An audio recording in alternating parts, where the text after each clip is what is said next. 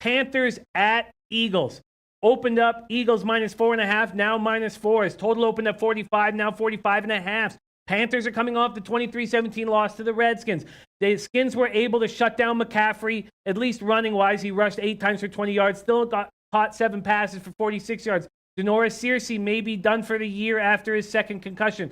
Eagles coming off that Thursday night beatdown of the New York Giants. I enjoyed it very much.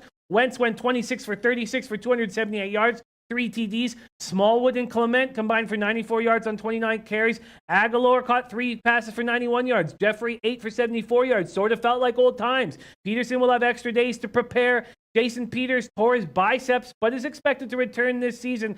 I just absolutely love hearing your Eagles breakdown. Eagles -4 across, almost completely across the board right now. What are you thinking here for your hometown team?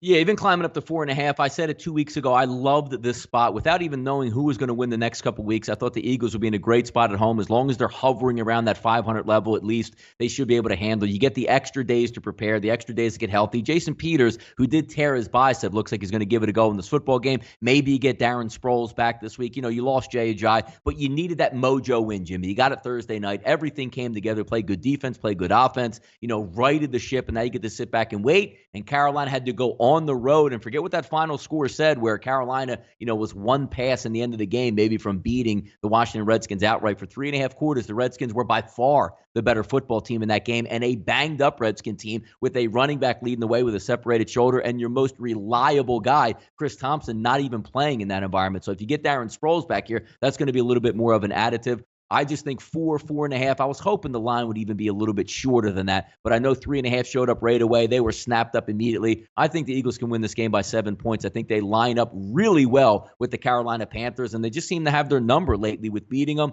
just for the simple fact there's extra time to prepare, righting the ship, back-to-back road games for Carolina, who I'm not a huge believer in. I like Carolina at home much more than I do on the road. I think the Eagles get the job done and win this game by a touchdown here. A lot of people liking the Eagles in our chat. Thomas says, I like Philadelphia. Carolina's offensive line is garbage. Eagles' defensive line should be strong. Eagles' speed at linebacker matches up well with dual threat quarterbacks. Everybody liking the Eagles, the Eagles, the Eagles. And then Rashawn Brown comes in. Panthers outright win. Heard it here first. And then Robert Weimer saying, like the over. The Panthers seem to get easy points in games. What do you think about that total now at 45.5?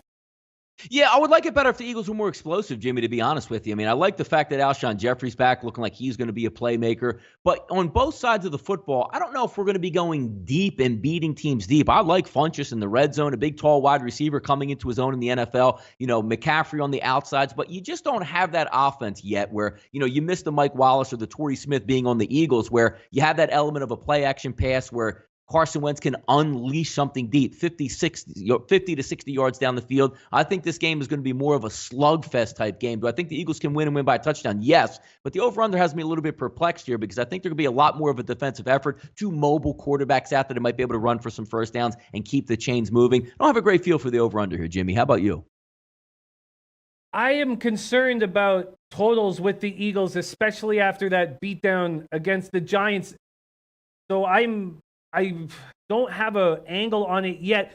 How do you feel, or how could you compare? Because we have this gift that both of these teams just faced the New York Giants.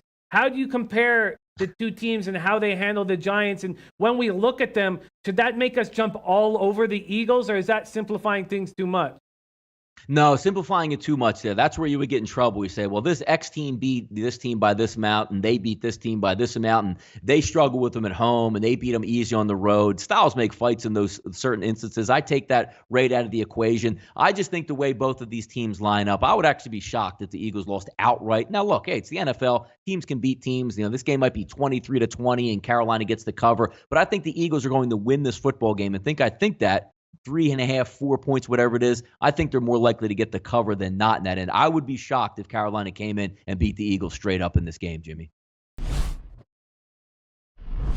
Hey guys, thanks for tuning in to our channel.